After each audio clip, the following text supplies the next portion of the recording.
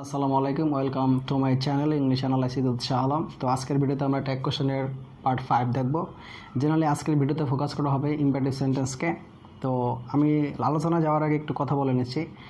সাধারণত আমরা জানি যে ইম্পারেটিভ সেন্টেন্স করতে গেলে ভার্ব দ্বারা শুরু হয় এবং ট্যাগ কোশ্চেন করতে হয় উইল ইউ, আর যখন লেটস দ্বারা শুরু হয় তখন ট্যাগ কোশ্চেন করতে হয় শ্যাল উই।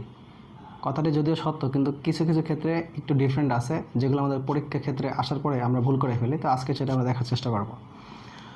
তো ফার্স্ট সূত্র আমরা যেটা দেখব সেটা হচ্ছে যে ট্যাগ কোশ্চেন করার সময় ইম্পারেটিভ সেন্টেন্সে এটা ফোকাস রাখতে হবে যে সেন্টেন্সটি ভার্ব দ্বারা শুরু হয়েছে কিনা।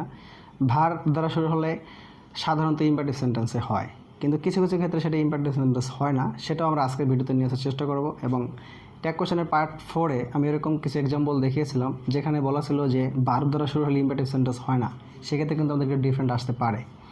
আমি কিছু এক্সাম্পলও দিয়েছিলাম যে ওয়েলকাম, থ্যাংক ইউ, এগুলো কিন্তু ইম্পারেটিভ সেন্টেন্স না। তো ভার্ব দ্বারা শুরু হলে ভার্বের পরে ইউ ব্যতীত যে কোনো অবজেক্ট থাকলে, মানে যদি কোনো ইম্পারেটিভ সেন্টেন্স ভার্ব দ্বারা শুরু হয় অথবা ভার্বের পরে ইউ ব্যতীত অন্য কোনো যদি অবজেক্ট থাকে সেটা ইম্পারেটিভ সেন্টেন্স হবে। যেরকম আমি একটা এক্সাম্পল দিই যে do the work, do the work, এটা ইম্পারেটিভ সেন্টেন্স। কিন্তু যদি বলা হয় যে ডু ইউ ক্লিয়ারলি, ঠিক আছে, তাহলে এটা কিন্তু ইম্পারেটিভ সেন্টেন্স না, কারণ এখানে ডু এর পরে কি আছে?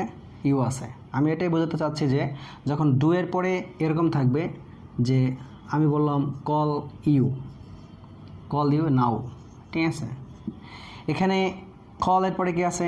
ইউ আছে। ডু এর পরে কি আছে? ইউ আছে। যখন ইউ অবজেক্ট ডু এর পরে থাকবে তখন এই সেন্টেন্সের সাবজেক্ট হবে আই অথবা উই। তাহলে দেখেন ভার্ব দ্বারা শুরু হলে কিন্তু ইম্পারেটিভ সেন্টেন্স হবে না। তো সেক্ষেত্রে কিন্তু আপনার মাথায় রাখতে হবে যে ডু এর পরে অবজেক্ট ইউ আছে কিনা। যদি ডু এর পরে অবজেক্ট ইউ চলে আসে তাহলে সেই সেন্টেন্সটা ইম্পারেটিভ সেন্টেন্স না হয় অ্যাসার্টিভ সেন্টেন্স হয়ে যাবে। আর একটা মজার বিষয় আছে, সেই ক্ষেত্রে কিন্তু আপনি উইল ইউ বা শ্যাল ইউ যাই বলেন না কেন, এটা দিয়ে কিন্তু আপনি ইম্পারেটিভ সেন্টেন্স করতে পারবেন না। সেক্ষেত্রে আপনার লিখতে হবে ডোন্ট আই এবং এটা লিখতে হবে ডোন্ট উই। আই থিঙ্ক ব্যাপারটা আমি বুঝতে পারছি। ওকে, তারপরে যে যদি এরকম থাকে যে কল হিম, তাহলে এইটা কিন্তু ইম্পারেটিভ সেন্টেন্স হবে। কিন্তু যদি কল ইউ হয় সেটা কিন্তু ইম্পারেটিভ সেন্টেন্স হবে না। মানে ইউ ব্যতীত যে কোনো অবজেক্ট থাকলে আপনার ভার্বের পরে ইউ ব্যতীত যে কোনো অবজেক্ট থাকলে সেটা ইম্পারেটিভ সেন্টেন্স হবে এবং তার ট্যাগ কোশ্চেন হবে উইল ইউ আর ওন্ট ইউ। উইল ইউ ছাড়াও ওন্ট ইউ বসতে পারে। এখানে আমরা একটা আমেরিকান নিয়ম আর একটা ব্রিটিশ নিয়ম দেখব। তো কথাটা একটু মনোযোগ দিয়ে খেয়াল করি আমরা, যে আপনি ট্যাগ কোশ্চেন করার সময় উইলেও ইউজ করতে পারবেন এবং ওন্টেও ইউজ করতে পারবেন। আমাদের সাধারণত কোনো বইগুলো, মানে সাধারণত যে বইগুলো আছে সেগুলোতে লেখা থাকে যে ইম্পারেটিভ সেন্টেন্সের সময় ট্যাগ কোশ্চেন শুধুমাত্র উইলেও হয়, কিন্তু কথাটি আসলে সম্পূর্ণ ভুল। উইলেও হচ্ছে আমাদের আমেরিকান স্টাইল, আর উইলের পরিবর্তে যদি আপনি ওন্টেও লেখেন সেটা কিন্তু কারেক্ট, আর ওন্টেও হচ্ছে আমাদের ব্রিটিশ স্টাইল। তাহলে আজ থেকে আমরা একটু মাইন্ডটা চেঞ্জ করার চেষ্টা করব ট্যাগ কোশ্চেন করার ক্ষেত্রে ইম্পারেটিভ সেন্টেন্সের, যে উইলেও কারেক্ট আবার ওন্টেও কারেক্ট। উইল হচ্ছে আমাদের আমেরিকান স্টাইল আর ওন্টি হচ্ছে আমাদের ব্রিটিশ স্টাইল। ওকে, তারপর হচ্ছে যে ভার্ব প্লাস ইউ থাকলে ডোন্ট আই বা ডোন্ট উই লিখতে হবে, ঠিক আছে। আমি যেটা এইমাত্র বললাম যে যখন ভার্বের পরে ইউ ব্যতীত অন্য কোনো অবজেক্ট থাকলে তার ট্যাগ কোশ্চেন হবে উইল ইউ অথবা ওন্ট ইউ। উইল ইউ হবে আমেরিকান স্টাইল আর ওন্টি হবে আপনার ব্রিটিশ স্টাইল। কিন্তু যদি দেখেন ভার্বের পরে আপনার ইউ আছে, যে এরকমভাবে যে কল হিম, এই ক্ষেত্রে যদি আপনি ট্যাগ কোশ্চেন করেন তাহলে হবে কি আমাদের উইল ইউ অথবা ওন্ট ইউ, দুটোই কিন্তু আমাদের কি রাইট। ওকে, আদান দিচ্ছে, আমি একটু পরে রেকর্ড করতেছি। ওকে, সরি, অ্যাকচুয়ালি আদান দিচ্ছিল তাই আমি ভিডিওটা পোস্ট করে নিলাম। আদান শেষ হলো তারপর আবার শুরু করলাম। তো যেটা বলতেছিলাম যে কল হিম, যখন কল হিম থাকবে তখন আপনার বুঝতে হবে এখানে ছিল আই, যে ইউ কল হিম, তাকে ডাকো। আর যদি ব্যাপারটা এরকম হয় যে সেক্ষেত্রে আপনি উইল বা ওন্টেও লিখবেন। কিন্তু যদি একটু এরকম হয়, একটু বোঝার চেষ্টা করেন, এই পেজটা ধরতে পারলে আর ভুল হবে না, যে কল ইউ, এর ট্যাগ কোশ্চেনটা হবে কি আপনার, এই ট্যাগ কোশ্চেনটা হবে ডোন্ট আই অথবা ডোন্ট উই। এখন আপনি এটা চিন্তা করতে পারেন যে আই কল ইউ, আমি তোমাকে ডাকি।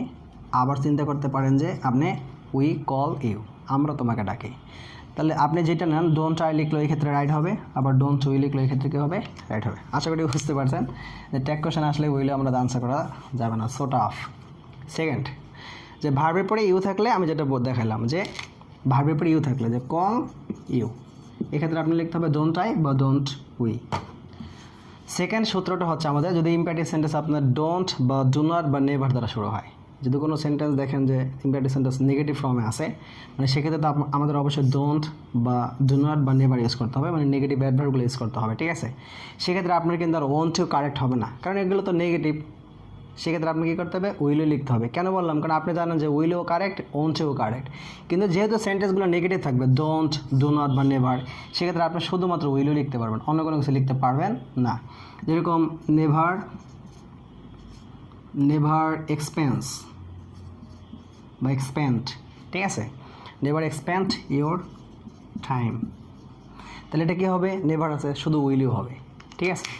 ওকে, নেক্সট টপিকটা বা নেক্সট সূত্রটা হচ্ছে আমাদের 4 নাম্বার, যে প্লিজ বা কাইন্ডলি বা কোনো অনুরোধ প্রকাশ করলে, মানে প্লিজ দ্বারা তো জেনারেল অনুরোধ প্রকাশ করা হয়, কাইন্ডলি দ্বারা জেনারেল অনুরোধ প্রকাশ করা, মানে কোনো রিকোয়েস্ট যখন প্রকাশ করবে তখন আপনি উইল ইউ এবং ওন্ট ইউ, এই উইলের পরিবর্তে আপনি ক্যান ইউজ করতে পারবেন।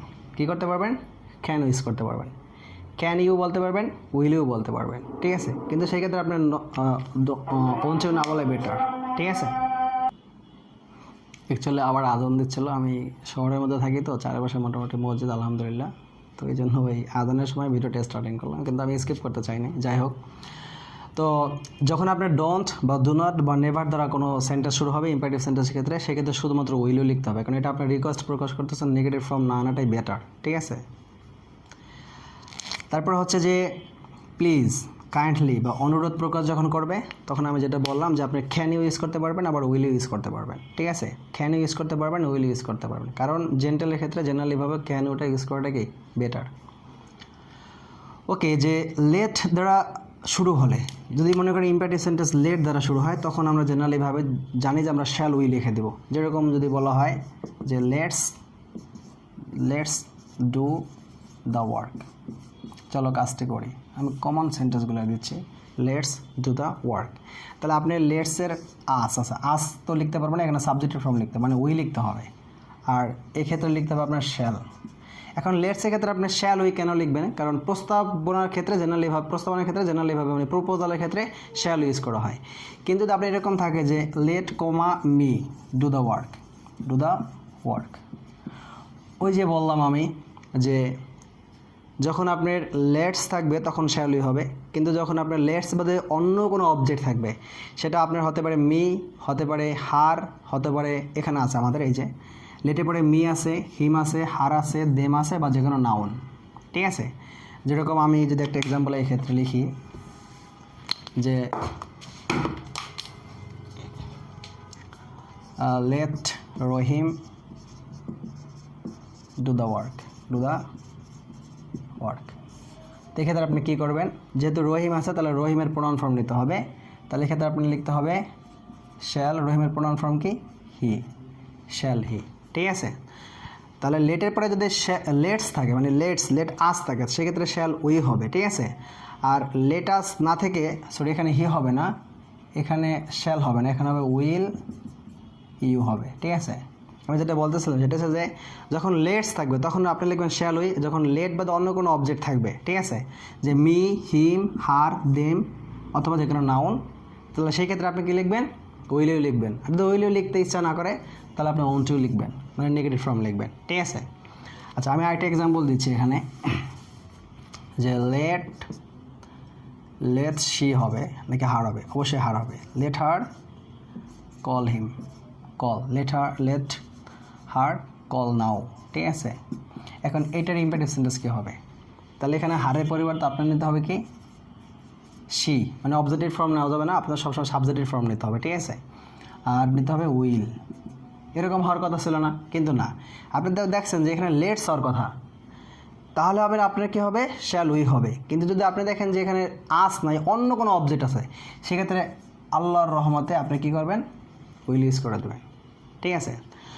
ওকে, তারপর হচ্ছে আমাদের সেন্টেন্সে যদি আমাদের অফার প্রকাশ করে বা ইনভিটেশন প্রকাশ করে, অফার অথবা ইনভিটেশন প্রকাশ করে, সেক্ষেত্রে আমরা কী করবো, শুধু অনটিউ লিখবো, সেক্ষেত্রে আপনি উইলিও না লেখাটাই বেটার, ঠিক আছে। অফার বা ইনভিটেশন যদি প্রকাশ করা হয়, যেরকম অফার আপনি কীভাবে প্রকাশ করতে পারে, যে আমি ধরেন কাউকে ইনভাইট করলাম, ঠিক আছে, যে কাম টু মাই পার্টি, ঠিক আছে, আর মানে কি you come to my party, সেক্ষেত্রে আপনি জাস্ট ওয়ান্ট টু লিখবেন। কী লিখবেন? ওয়ান্ট টু লিখবেন। এটা বেটার, কিন্তু যদি আপনি উইলিও লিখেন কোনো সমস্যা নেই, উইলিও লেখা যাবে, তবে বেশিরভাগ বইতে ওয়ান্ট টু নিয়ে ডিসকাস করা হয়েছে। আচ্ছা, এখন যে সূত্রটা আমরা দেখব সেটা কিন্তু আরও মোস্ট ইম্পর্ট্যান্ট, যে আপনি ক্যান ইউজ করা শিখলেন, উইল ইউজ করা শিখলেন, ওন্ট ইউজ করা শিখলেন, শ্যাল ইউজ করা শিখলেন। এখন দেখেন ইম্পারেটিভ সেন্টেন্সে যদি কখনও কোনো রকমভাবে, ঠিক আছে, কাউকে কোনো কিছু করতে বলা হয়, কাউকে কোনো কিছু করতে বলা হয়, মানে ডিরেক্টলি সোজা কথা আপনি আদেশ প্রকাশ করে, সেই ক্ষেত্রে আপনি কী করবেন? উড ইউজ করবেন। উড ইউ অথবা কুড ইউ, অথবা আপনি লিখতে পারেন ক্যান ইউ। সেক্ষেত্রে আপনি উইল বা শ্যাল না লেখাটাই কি বেটার। উড ইউ অথবা কুড ইউ অথবা ক্যান ইউ লেখাটাই অনেকটাই শ্রেয়, ঠিক আছে। যেরকম আমি আপনাকে বললাম যে এইভাবে, যে open the door, open the door, please, request, kindly, এগুলো কিছু ইউজ করলাম, ঠিক আছে। Open the door, that is one kind of কি আদেশ করলাম, বুঝতে পারছেন? তাহলে এখানে আপনি উড ইউজ করাটা কি বেটার, অথবা কুড ইউজ করাটা কি বেটার। উড ইউ বা কুড ইউজ করাটাই বেটার। এই জন্য বলছে যে কাউকে কোনো কিছু করতে বলা হলে আদেশের মতো, সেক্ষেত্রে আপনি would you, could you, can you use করতে পারেন। একটা জিনিস মাথায় রাখতে হবে, এগুলো কিন্তু উডেন্ট, কুডেন্ট বা কান্ট ইউজ করা যাবে না। ওকে, তারপরে আমরা আর একটা মানে ইম্পারেটিভ সেন্টেন্সের বাইরে গিয়ে একটা রুলস দেখব, সেটা হচ্ছে অলের ব্যবহারটা। অল একটি আমাদের প্রোনাউন হতে পারে, আবার অল একটি আমাদের অ্যাডজেক্টিভ হতে পারে। এটা একটু আমরা দেখি। আমি বললাম অল বুকস, তাহলে অল বুকস আর মাইন, ঠিক আছে। আর অল বুকস আর মাইন, তাহলে এখানে বুকস হচ্ছে কি নাউন, নাউনের পূর্বে থেকে কি অ্যাডজেক্টিভ, তাহলে এখানে অল হচ্ছে একটা অ্যাডজেক্টিভ। ওকে, এখন বিষয়টা হচ্ছে অল যদি সেন্টেন্সে প্রোনাউন হিসেবে ইউজ হয় তখন আপনি কি করবেন?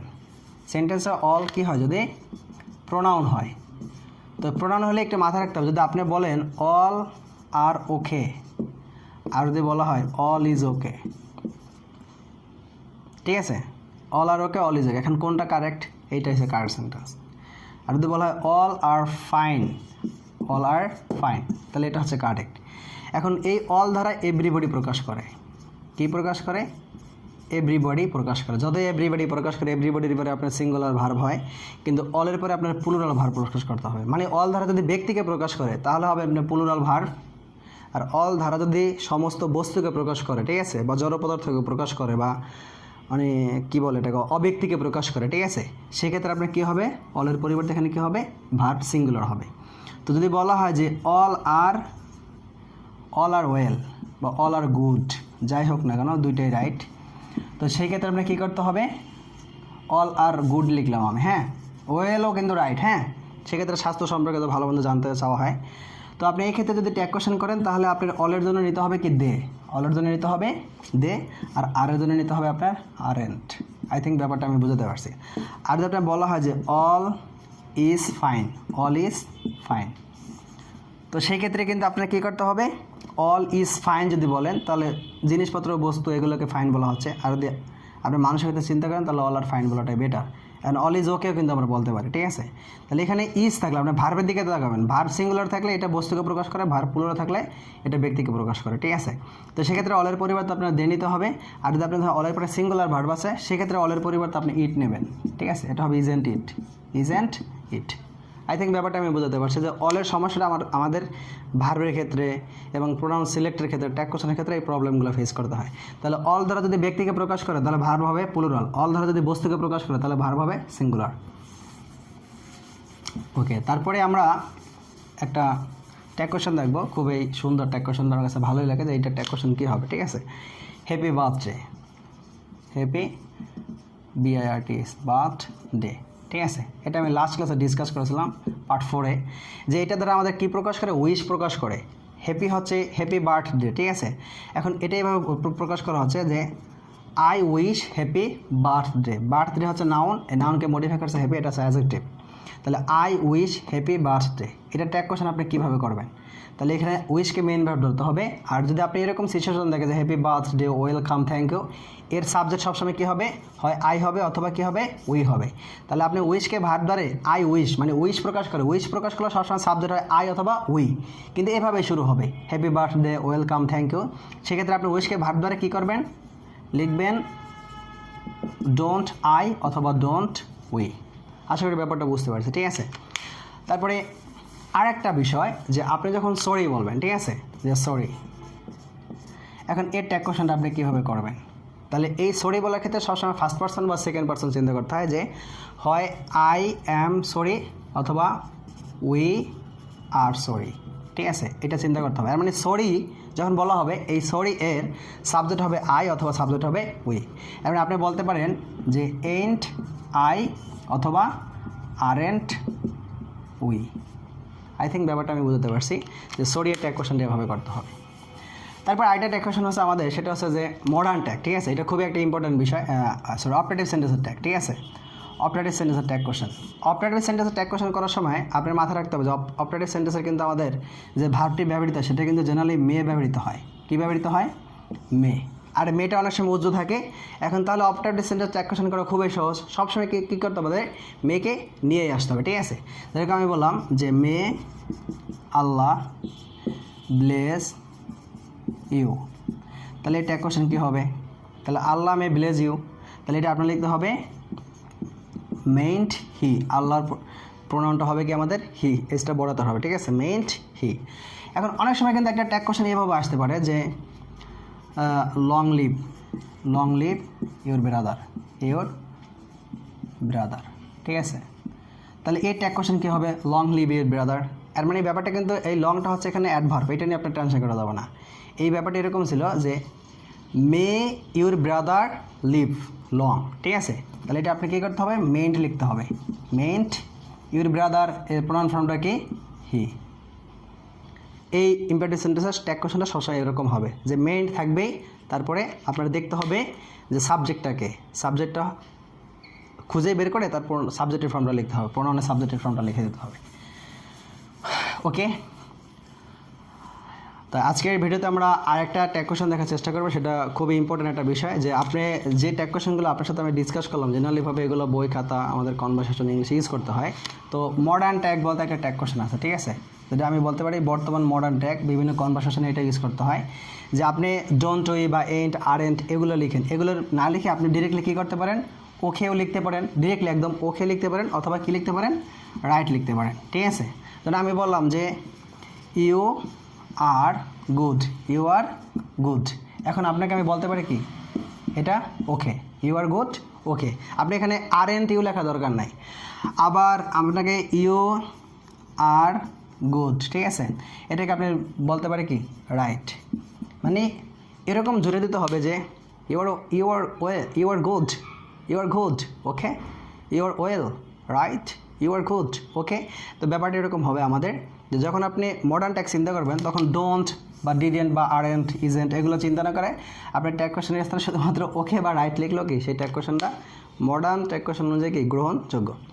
ওকে, thank you for watching this video, see you next video, আল্লাহ হাফেজ।